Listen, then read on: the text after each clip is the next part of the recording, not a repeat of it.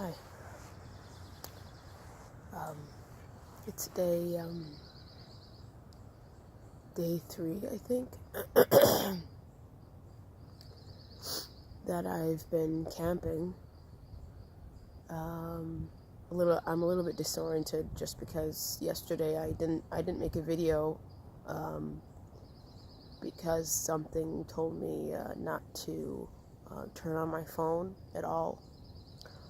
So I didn't know what time it was, and all day, and it was terrifying. Can you imagine just not being able to know what time it is? And for some reason it was terrifying. It's like, if I know what time it is, I can at least feel the illusion that I'm under control of something, figuring something out, knowing when to eat, when to sleep, when really the directions and the guides and the answers are in my body, and it doesn't really matter.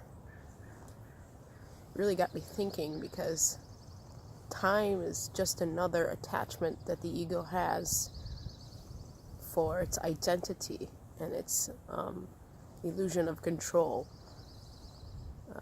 Knowing when I should wake up, when I should go to bed. How about wake up when you're not tired anymore and go to bed when you're tired? It's like, well, no, I gotta do all these things. I gotta go do. I don't think that time isn't a practical thing that can be used. I do believe that time has some practical value to it. But I recognize in myself that I was always addictively looking over to my phone, constantly just looking at it. I would be doing something and I'd look, like, to make sure it's still there. I don't know what.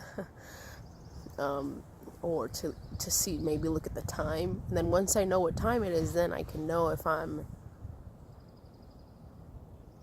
doing the right thing at the right time. Because the ego believes there's a right time and a wrong time for everything, when really the only thing that there is right now, this moment. And I found it really interesting.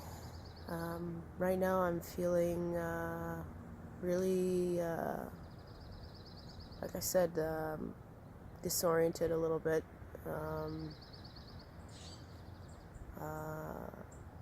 Lost. I feel like I don't know what I'm doing.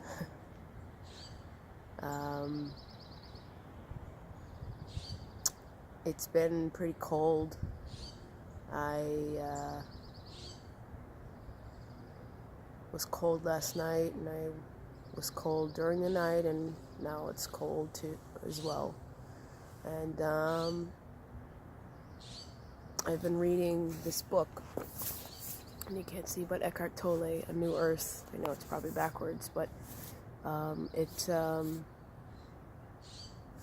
was reading it by the fire last night, and I had this feeling like I was reading this, like, ghost story, because I felt this, I felt the fear. The same fear, by the way, that I used to feel when I was a kid and I thought there was a monster in the closet when I would go to bed. It was the same familiar fear. And I asked myself, who's having that fear? Who's feeling that fear? I mean, why is our words in a book creating an emotional reaction in me?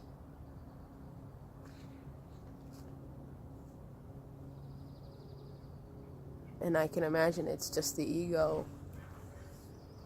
If you read this book, I'm speaking as if I already know. I mean, I read only the first, I think the first chapter, and I'm like, oh wow. I was familiar a little bit with his readings before, but I never read any of his books. And somehow, coincidentally, when I was staying at my cousin's, this book just popped up, and she's like, oh, I don't know where that came from. You can have it.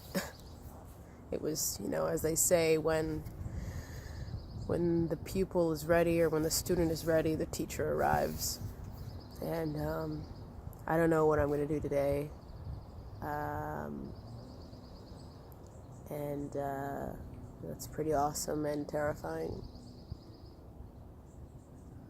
I'm just gonna sit at this campsite like I've been doing all day yesterday, which yesterday seemed like one of the longest days of my life, by the way, because I had no idea what time it was at any time. And even my meditation, I was like, how do I know if I'm gonna meditate long enough? And I'm like, is there a right way? Have I identified again with this? Now I have to meditate for 2 hours a day, or an hour at least.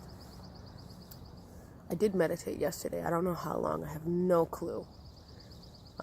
Several different times, long enough to where I could feel my body and feel connected. And I meditated again today. I don't know how long. But the reason why I am using my phone right now is because during meditation, something told me to send the letter of forgiveness that I wrote yesterday to my mother, and it said send it right now.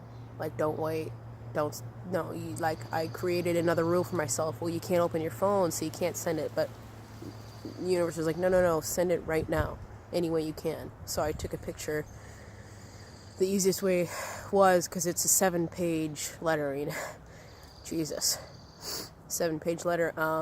Part of it was just explaining, what happened at the Kyle Cease event that I went to this weekend, and the events that happened when I was on stage. And I took a picture of it and sent her an email. And that was the next step for me. So I'm going to finish this video and see what's next.